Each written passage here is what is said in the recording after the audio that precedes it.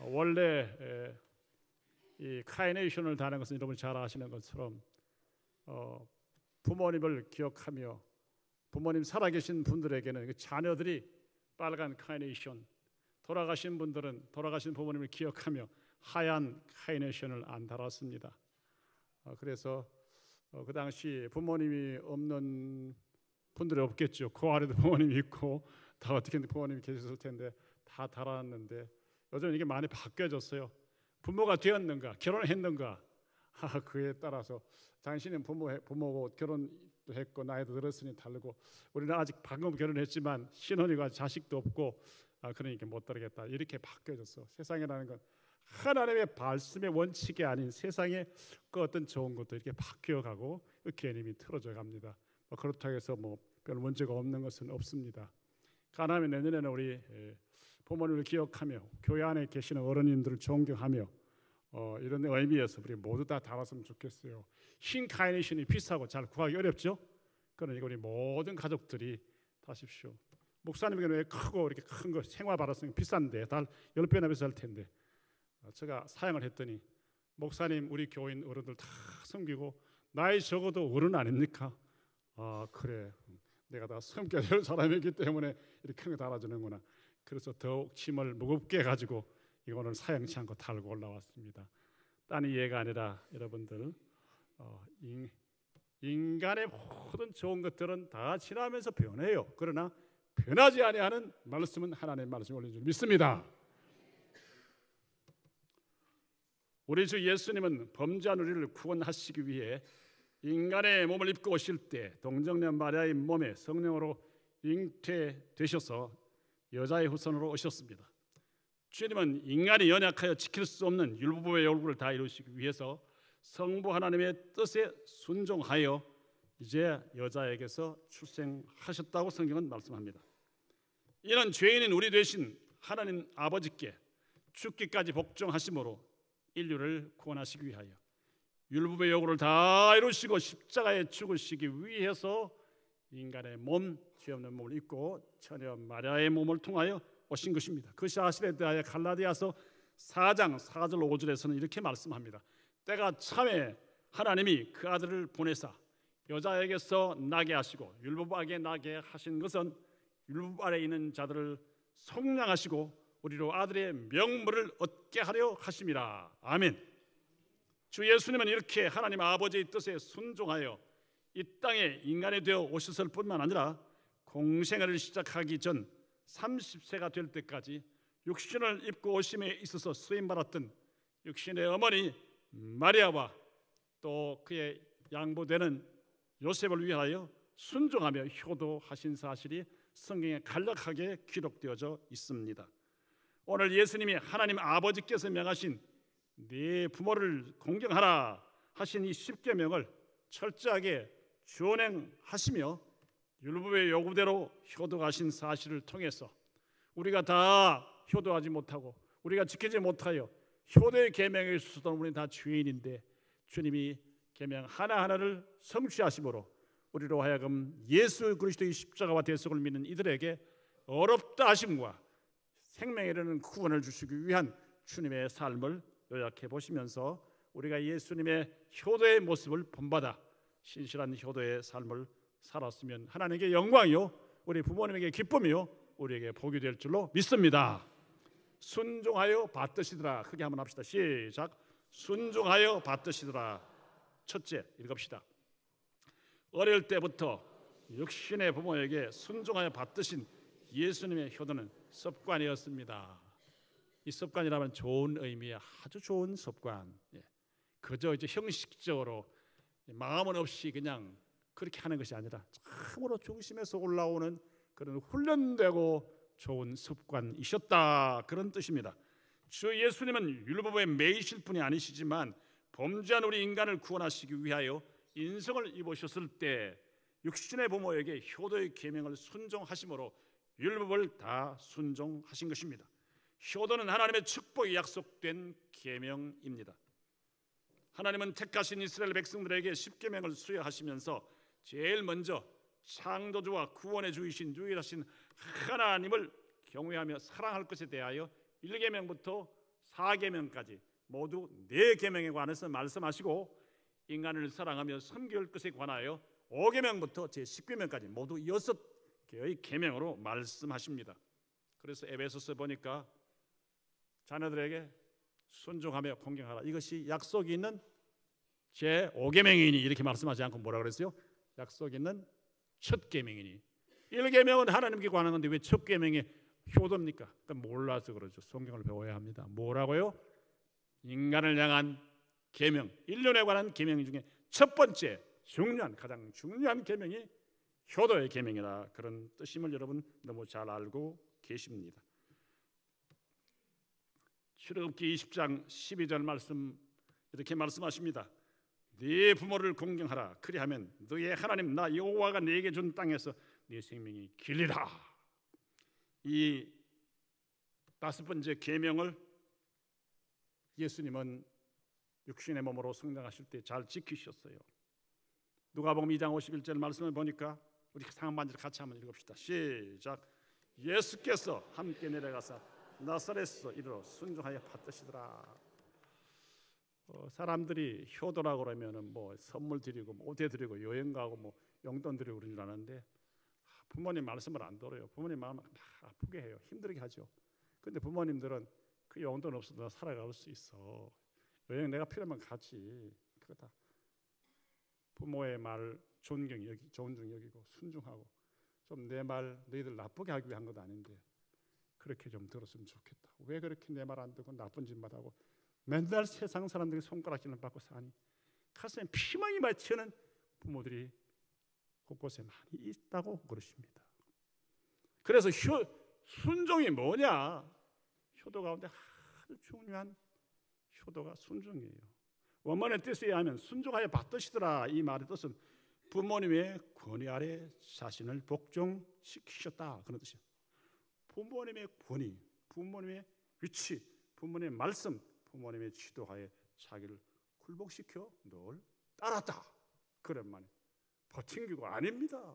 그게 아니라 예수님은 지속적으로 육신의 부모를 순종하여 받으셨던 어릴 때부터의 그런 거룩하고 아름다운 습관을 훈련으로 가지고 계셨습니다.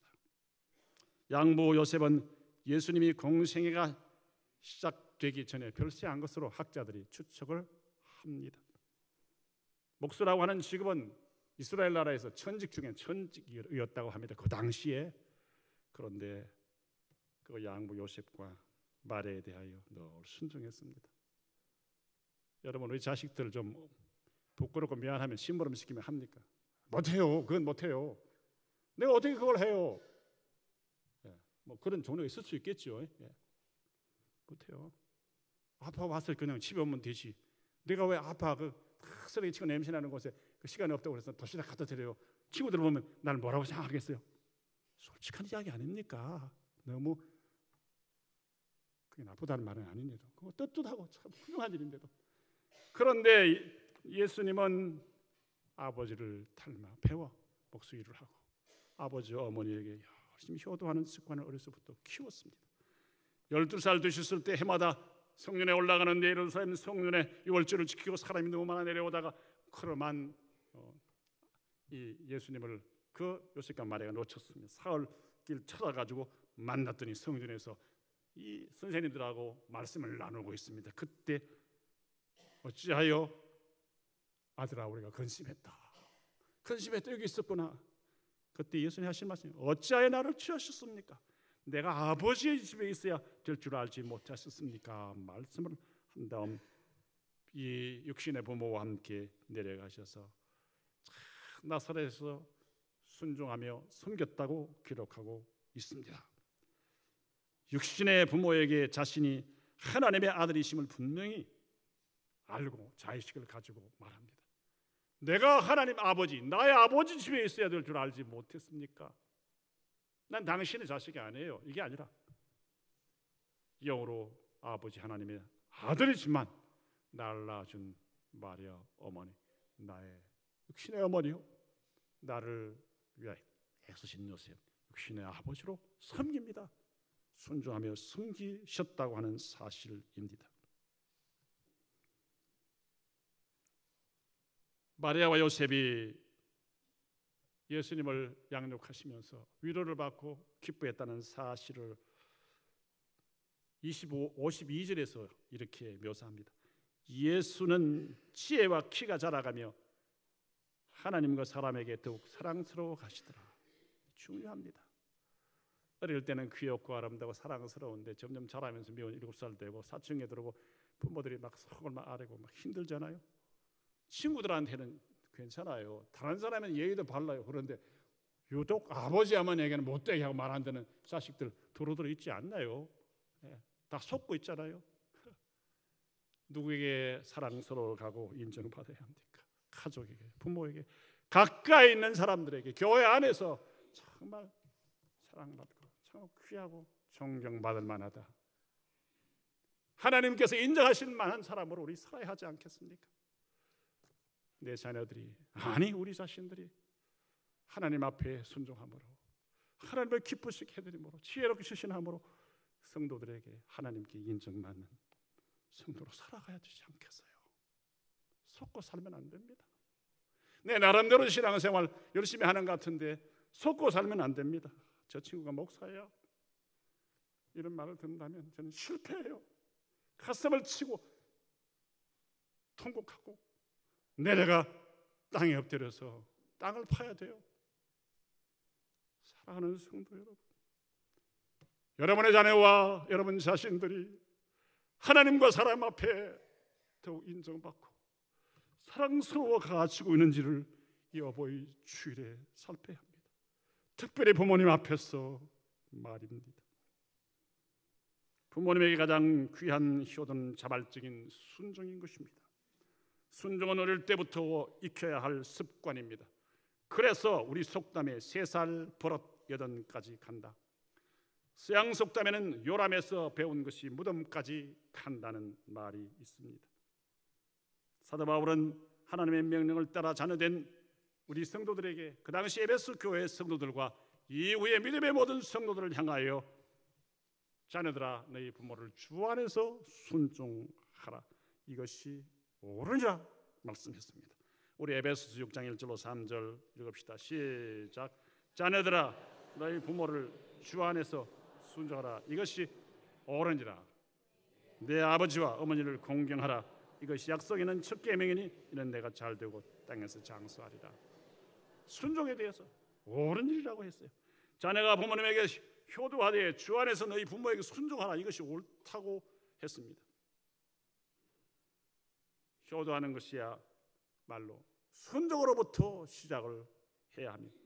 순종을 잘할 때 그는 효자, 효부, 효녀임에 틀림이 없습니다. 순종은 자녀가 마땅히 해야 할 도리이기 때문입니다. 부모님의 권위는 하나님이 주신 권위이며 부모님의 권위에 복종해야 할 것이 자녀의 사명입니다. 순종이란 부모님의 뜻을 기쁘게 받아들여 따르는 것이므로 자녀들이 부모님께 순종하는 것은 하나님의 뜻이요 하나님을 기쁘시게 해드리는 일입니다. 그러므로 자녀는 부모님의 권위를 인정하고 순종함으로 자녀의 마땅한 도리를 해야 합니다. 자기 자식이 잘 되기를 원하는 사람이 악을 행하고 죄를 지으라고 말할 부모가 어디 있습니까? 만약에 악에 오염되어 이런 것을 할 때는 거부를 해야 되죠. 그러나 부모가 자기들을 위하여 하는 일들은 힘들고 어려워도 모두 자식을 사랑하고 자식이 부모보다 더 잘 되기를 원하면서 나왔다는 사실을 우리 양심이 솔직히 고백합니다. 듣기 싫어했던 아버지 어머님의 잔소리 속에 그때 그걸 귀하게 듣고 그렇게 노력하고 애쓰고 훈련했더라면 좀 더 나은 인생을 살았을 텐데 후회한 적이 자주 있음을 솔직히 고백하게 되는 것입니다. 성경은 순종하되 어떻게 하라고 그랬습니까? 무조건 하라고 하지 않고 주 안에서 순종하라. 주 안에서 순종이란 부모에게 순종하는 것이 부모님보다 절대 우위에 계신 하나님의 말씀과 권위에 부합되는 것은 순종하지만 하나님의 말씀과 권위에 도전되는 것, 대적하는 것은 그것은 따를 수 없는 것, 이것이 주 안에서 순종하는 것입니다. 쉬운 예를 들겠습니다. 너무 잘 아십니다만 초신자들을 위해서 불신 부모님께서 기독교 신앙을 열심히 하는 자식을 볼 때 주일날 여행도 안 모시고 가고 교회에서 맨날 살고 제사도 못 보시겠다 그러고 음식까지 안 먹고 난리를 피우니 이 자식 호로 자식이다. 풀러가 난리를 치고 교회에서 뭘 가르치냐? 불효를 가르치냐? 효도를 가르칩니다. 신앙 포기해라 그래 효자지. 그때 여러분 어떻게 하시겠습니까? 그런 어려움 당하시는 분들이 여기 계심을 제가 알고 있습니다. 말 안 해도 침삭이 갑니다. 그때 하나님 말씀과 대치되며 하나님을 대적하는 불신앙의 죄, 우상 숭배의 죄, 하나님을 떠나도록 강요하는 일은 우리가 거부해야 합니다. 지혜롭게. 아버지 어머님 말씀이 나에게 순종을 요청합니다만 그 일은 나와 아버지와 우리 후손이 망하는 길입니다. 우상을 숭배하는 것은 나라가 망하는 길이며 가문이 망하는 길입니다. 하나님은 창조주요 축복의 하나님이요 구원의 하나님이신데 그분을 예배하고 주의를 지키는 일은 하나님 앞에 복받는 길이요 당연히 구원받은 성도가 해야 할 일이므로 그렇게 하는 것이 당연합니다. 아버지, 제가 휴가 때에는 와서 모시고 여행도 하겠습니다. 주일 지나고 일부러 월차를 내서라도 며칠 후에 다시 오겠습니다. 이렇게 솔직하게 말하며 부모님의 마음을 설득시켜 주 안에서 순종하도록 노력해야 할 것입니다. 골로새서 3장 20절 우리 읽읍시다. 시작. 자녀들아 모든 일에 부모에게 순종하라. 이는 주 안에서 기쁘게 하는 것이니라. 무조건 다 따라가면 주 안에서 기쁘게 되는 게 아니잖아요. 주 안에서 순종할 때 주 안에서 기쁘게 하는 일입니다. 이해를 잘 하셨죠? 두 번, 세 번 이야기 안 해도 알지 않습니까? 주 안에서 기쁘게 하는 그 일은 하나님의 말씀 원리를 따라 행하는 것이며 특별히 믿음 좋은 부모님들에 대하여 자식들이 부모님이 원하시는 뜻을 따라 순종 잘할 때에 그때 부모님은 너무 행복해 하십니다. 쉬운 예를 들어볼까요? 아버지 어머님 믿음은 참 이렇게 높습니다. 이렇게 말씀대로 살고 복을 받고 그런데 아들들은 그 반항이 생겨가지고 그만 친구들 때문에 환경 때문에 여러 가지 이유 때문에 놀고 싶어서 타락한 인생에 놀고 먹고 마시고 하고 싶은 대로 하고 싶은 게 인간의 타락한 근성 아닙니까? 그래서 그냥 못 따라가요. 불평 원망하면서 믿음이 툭툭 떨어지고 교회도 숨어서 갔다 그러고 거짓말하고 안 나오고 흥음도 뺑땅도 하고 11주 주고 나면 다른 데 다 서버리고 그러면서 신앙생활 한다고 왔다 갔다 하는 걸 아버지가 모르겠어요. 기도하는 분인데 알지요. 우리 자식들 흥음제당은 제대로 합니까?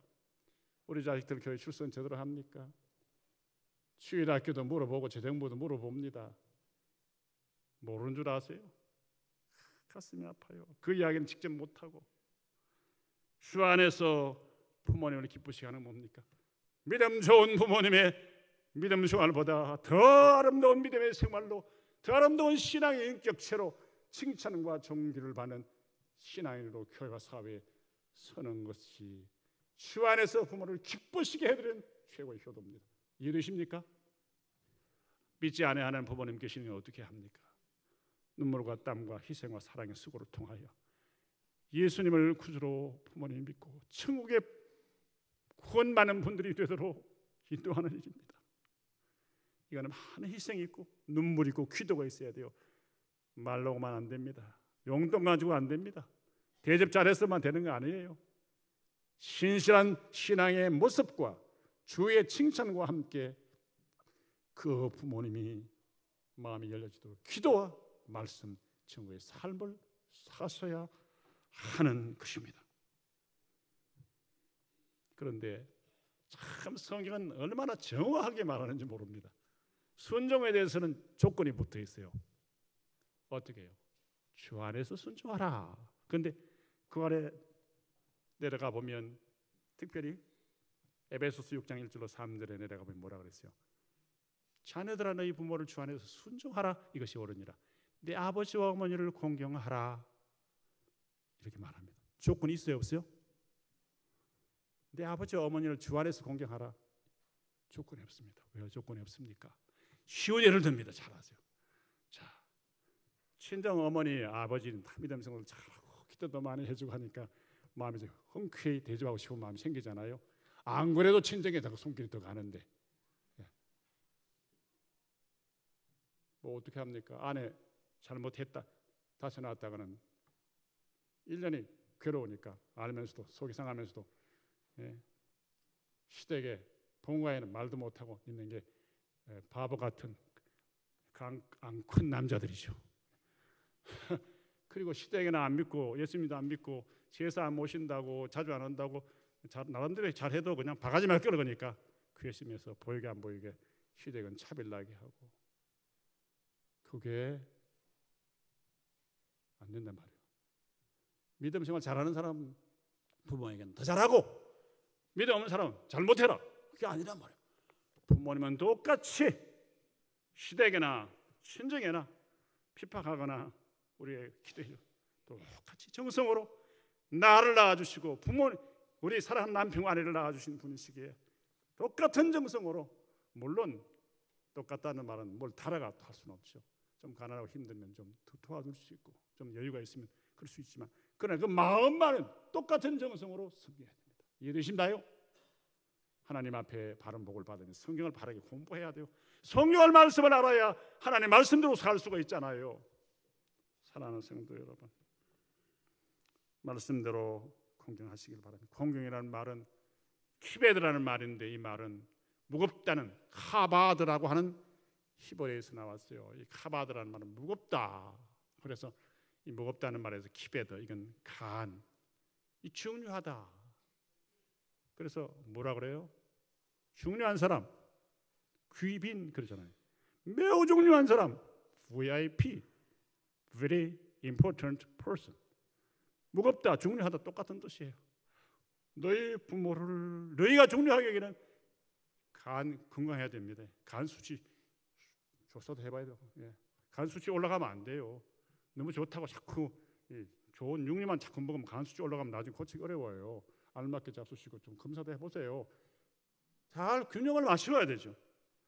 너의 그 간을 안타깝게 여기고 귀하게 여기기처럼 귀중하게 여겨라, 무겁게 여겨라, 존중히 여겨라. 그런 뜻이 네 부모를 공경하라. 다 이것이 이 영어나 우리 한자나 우리 말들이 히브리어나 헬라에서 온 말이 참 많이 있습니다. 왜요? 하나님께서 지으신 말에서 흘러나오거든. 그러므로 자네가 부모에게 순종하는 그것으로 효도를 다했다고 생각하면 안 됩니다. 어떻게 해요? 공경해야 합니다. 순종은 외적인 모습입니다. 속에 막 올라와도 유산 때문에, 체면 때문에, 위신 때문에 하는 체하고 속은 다른 마음. 또 만나면 다른 사람들끼리 그잖아요. 이중, 위선 그럴 수 있잖아요. 그런데 이 공경이라는 말은 뭡니까? 내면이에요. 내면. 공경. 가난했기 때문에 귀한 것 되지 못하지만 아버님 어머니 드릴 것 없어서 달걀 한 꼬름에 가져왔어요. 사업에 실패하고 노숙자 생활하는 아들이 무릎을 꿇고 안타깝게 내밀면 그 공경하는 마음 아닙니까? 여러분, 공경은 내면입니다. 내면. 순종은 외면이에요. 내면과 외면이 일치를 이루게 되려고 애를 써야 하는 것입니다. 배우들은 이걸 잘 내면과 외면을 일치를 안 시키면 잘 할 수 있어요. 배우하잖아요. 수상에 났는데도 다 이 쇼 프로그램 나가면 막 좋은 일만 있는 것처럼 그렇게 먹고 살고 그래야 명주를 유지하니. 그런데 부모에 대한 효도와 신앙생활은 그게 아니에요. 하나님 앞에서는 그게 아니란 말이에요. 진솔한 내면과 외면이 진솔한 공경이 있어야 하는 것입니다.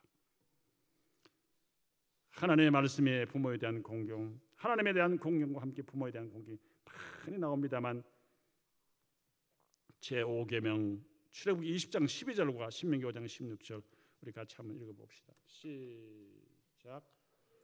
네 부모를 공경하라. 그리하면 네 하나님 여호와가 네게 준 땅에서 네 생명이 길리라. 너는 네 하나님 여호와께서 명령한 대로 네 부모를 공경하라. 그리하면 네 하나님 여호와가 네게 준 땅에서 네 생명이 길고 복을 누리리라. 아멘. 우리 주 예수님 어릴 때만 순종하여 받으신 것이 아닙니다. 범죄한 인류 구원을 위하여 십자가를 지시며 운명 직전에 통곡하며 가슴을 치고 있는 마리아를 제자 요한에게 노를 부탁했습니다. 우리도 우리 주님의 본을 받아 부모님을 순종하여 받드는 효도의 습관이 있어야 합니다. 부모님과 사람에게 사랑받는 모든 성도님들이 다 되시기를 주님의 이름으로 축원합니다. 특별히 안 믿는 부모님 돌아가시기 전에 돌아올 수 있도록 최선을 다하십시다. 잘 믿는 부모님보다 믿음 생활을 더 잘하는 것이 부모님이 저 안에서 기뻐하는 최고의 효됨을 알고 신앙생활에 매진하는 저와 여러분이 되시기를 주님의 이름으로 축복합니다. 마지막 두 번째입니다. 읽읍시다. 시작. 하나님의 아들이신 예수님 아버지의 뜻에 절대 복종하여 받으셨습니다. 하나님의 아들이시며 마리아 육신의 아들이었죠. 성부 하나님의 아들, 신성으로서의 하나님 아버지의 아들이신 예수님은 하나님께서 만물을 창조하시기 전에 앞으로 타락하게 될 인간을 미리 내다보시면서 성자께서 십자가에 죽으셔서 죄인을 구원해야 할 사실에 관하여 창세전에 성부와 성자와 성령 사이에 협의가 있었습니다. 의논이 계신 거죠. 에베소서 1장 3절 14절에 보니까 우리를 선택하신 분이 성부 하나님, 우리를 위해 죽으시기로 십자가를 통해 죽었고 우리를 구원하시기로 그 일에 적극적인 희생의 제물이 되기로 주님 그리스도께서, 그리고 이 그리스도의 놀라운 대속의 복음, 인간의 머리를 이해할 수 없으므로 성령께서 우리를 깨닫게 하여 믿게 하시고 구원케 하시겠다 말씀하시면서 구원받은 성도들은 예정하시고 구원하시고 구원을 증언하신 성삼위 하나님께 존귀와 찬송과 영광을 돌리는 것이 이것이 삶의 목적이다, 이렇게 말씀하시고 있습니다.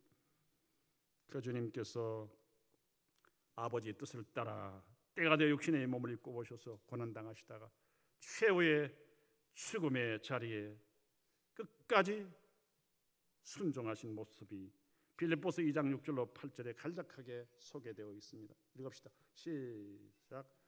그는 근본 하나님의 본체시나 하나님과 동등됨을 취할 것으로 여기지 아니하시고 오히려 자기를 비워 종의 형체를 가지사 사람들과 같이 되셨고 사람의 모양으로 나타나사 자기를 낮추시고 죽기까지 복종하셨으니 곧 십자가에 죽으심이라.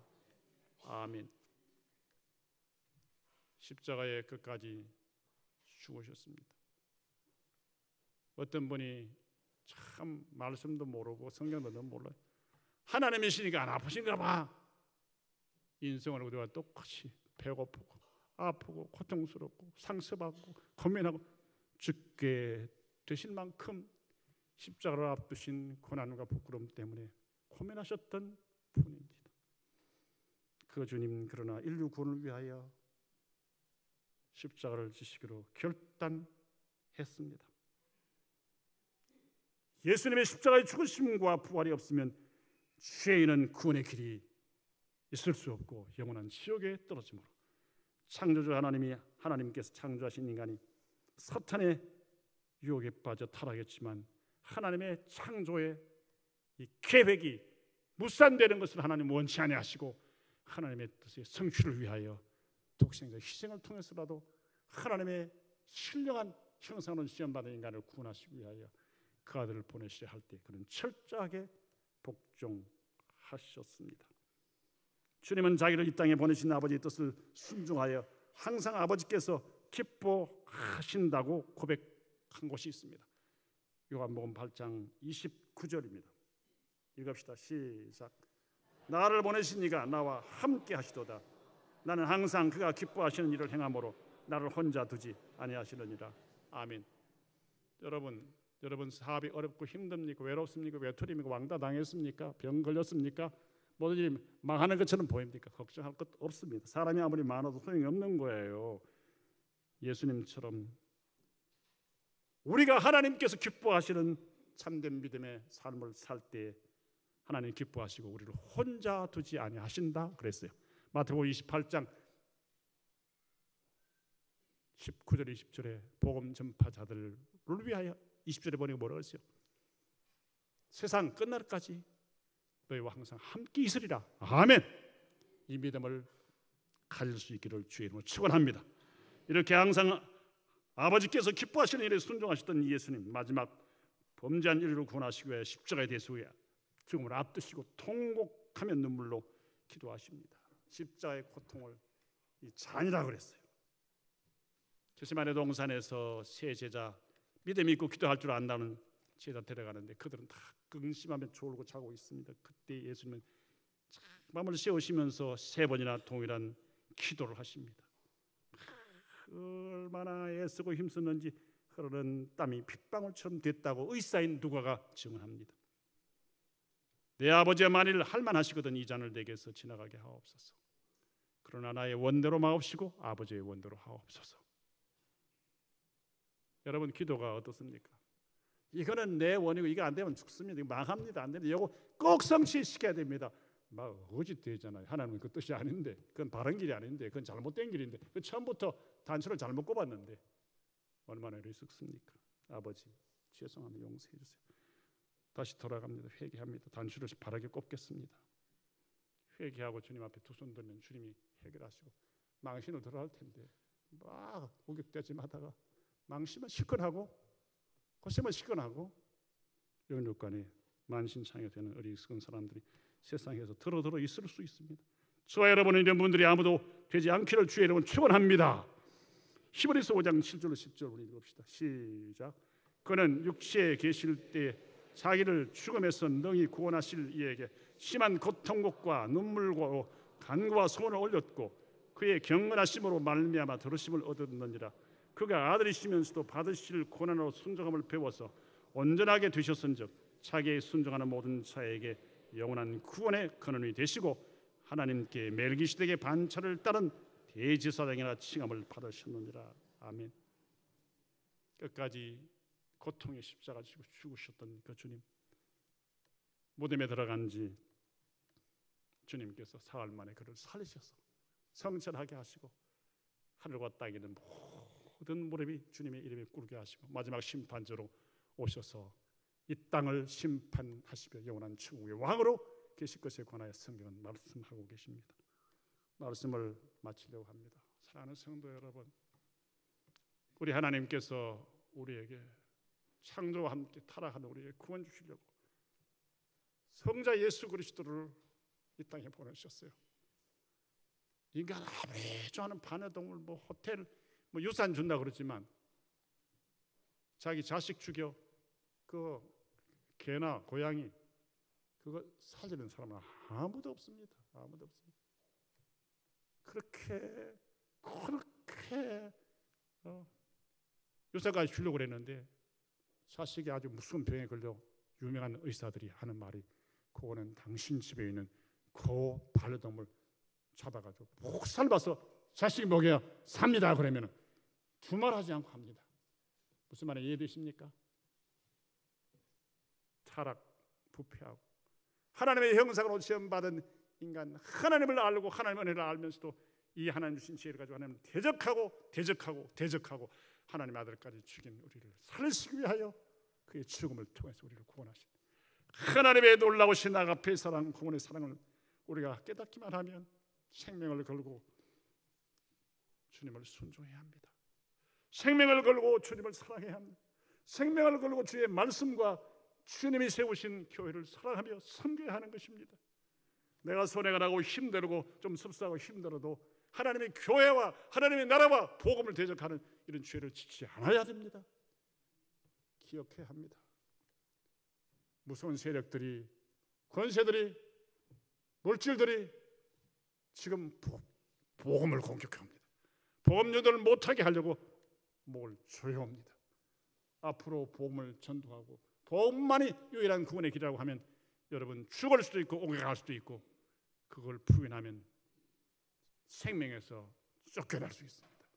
심각한 때 여러분 믿음의 선택지가 우리에게 놓여지고 있는지 모릅니다. 정신 차려 주님에 대한 철저한 믿음으로 우리에게 주신 부모님을 순종하며 하늘에 계신 하나님 아버지를 철저하게 순종하며 공경하는 삶을 살아 하나님께 영광이요 죽어도 영생이요 이 땅에서 우리와 우리 후손들이 하나님께서 교회와 나라와 이 땅을 보호하시고 이 땅을 치유하시는 하나님 놀라운 역사가, 구원의 역사가 우리 부모님과 우리 모두에게 함께 하실 수 있기를 주님의 이름으로 축원합니다.